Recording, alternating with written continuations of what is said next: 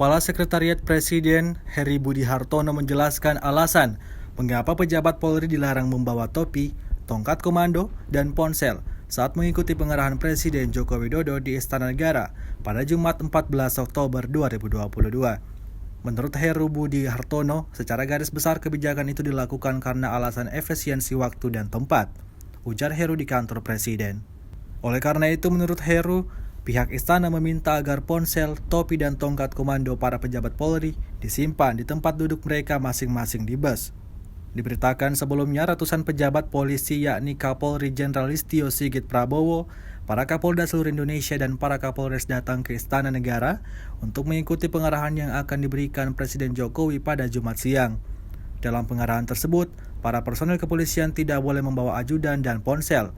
Selain itu, mereka tidak diperbolehkan memakai topi dan membawa tongkat komando masing-masing. Mereka hanya diperkenankan membawa sebuah catatan.